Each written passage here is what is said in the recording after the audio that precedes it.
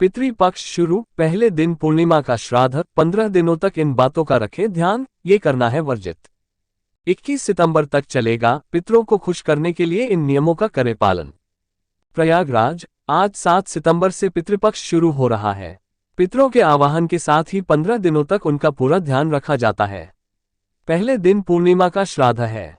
ये जानना आवश्यक है कि इन 15 दिनों तक किन बातों का ध्यान रखना चाहिए, क्या करना चाहिए जिससे पितर खुश हो और किन बातों से बचना चाहिए जो आपको नुकसान की तरफ ले जाएं। ये भी जानिए कि किस तिथि को कौन सा श्राद्ध है और यह कितने प्रकार के हैं।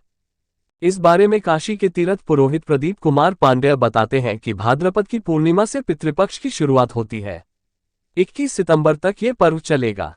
ब्रह्म पुराण के मुताबिक व्यक्ति को अपने पितरों की आराधना, श्राद्ध कर्म, तर्पण आवश्यक रूप से करना चाहिए, क्योंकि पितरों का भोजन जल देने और पिंड के जरिए ही यह पूरा होता है। पितृपक्ष के दौरान 15 दिन तो श्राद्ध, तर्पण और जल देने की प्रक्रिया को नियमित रूप से पूरा किया जाना आवश्यक है।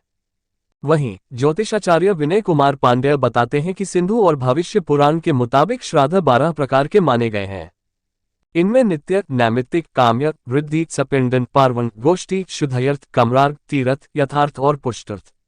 इन अलग अलग श्रद्धा कर्मों में अलग अलग तरह के अनुष्ठान भी पूरे होते हैं।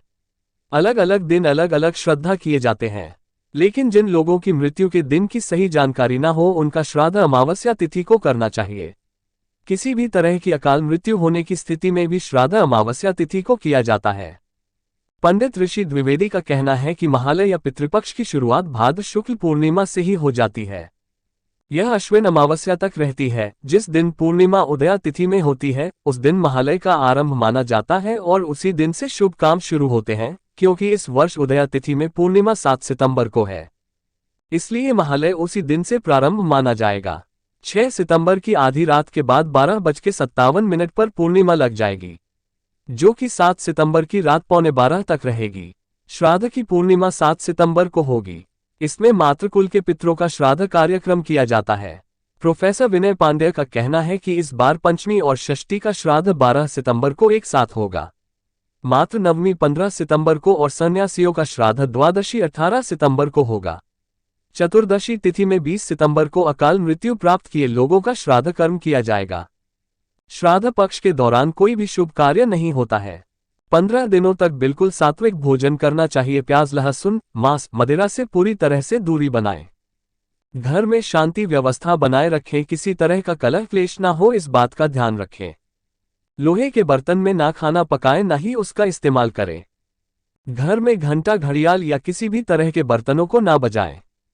पीतल, तांबा और अन्य धातु के बर्तनों का प्रयोग उत्तम माना गया है। बाल, दाढ़ी व नाखून नहीं कटवाने चाहिए, ये पितरों को नाराज करते हैं। इन बातों का पालन करें। शाम के वक्त एक दीपक अपने घर के मुख्य द्वार पर दक्षिण की तरफ जलाएं। प्रतिदिन खाना तैयार होने के बाद सबसे पहली रोटी गाय के लिए या किसी ब्राह्मण के लिए निकालें। पितरों को संतुष्ट खुश करने के लिए गायत्री मंत्र का जाप नियमित रूप से करें। यदि आपने यज्ञोपवीत धारण किया है और गुरु मंत्र लिया है, तभी इसका पालन करें। जिस भी तिथि पर जिस पूर्वज का दिन हो, उसके नियमित यथाशक्ति ब्राह्मणों को भोजन अवश्य कराए व दान करें। यदि आप श्राद्ध कर्म या पिंडदान करने के लिए अपने घर से निकलकर काशी, मथुरा, अयोध्या, प्रयागराज या गया जा रहे हैं, तो संत स्वरूप ही धारण करें। भगवा वस्त्र पहनकर प्रयागराज में अपना मुंडन करवाने के बाद काशी, फिर गया या अयोध्या, जहां आपकी परंपरा हो, वहां अवश्य जाएं। पितृपक्ष के दौरान सिर्फ गया में श्राद्ध कर्म, आप तर्पण से पितरों को शांति नहीं मिलती। कहा गया है, प्रयाग मुंडे, काशी पिंडे और गया दंडे, यानी प्रयागराज में मुंडन, काशी में पिंडदान और गया में पितरों को प्रसन्न करने के लिए श्राद्ध कर और तर्पण करना चाहिए। ऐसी मान्यता है कि प्रयाग में विष्णु का स्थिर निवास, काशी में धूंधी विष्णु स्वरूप और गया में चरण मौजूद है। इसलिए हमेशा इन तीनों स्थान पर पितरों को संतुष्ट करने के लिए अनुष्ठान आवश्यक है। सिर्फ एक स्थान गया में ही करना उचित नहीं है। प्रयागराज में पिंडदान का महत्व, लोग पितरों के तर्पण के लिए गया धाम जाते हैं, तो तीर्थ पुरोहितों का कहना है कि पहला पिंडदान प्रयागराज में होता है। पितृ मुक्ति का प्रथम व मुख्य द्वार कहे जाने की वजह से संगम नगरी प्रयागराज में पिंडदान और श्राद्ध का विशेष महत्व है। यही वजह है कि पितृपक्ष में बड़ी संख्या में श्रद्धालु संगम में आकर पुरखों का तर्पण और पिंडदान करते हैं।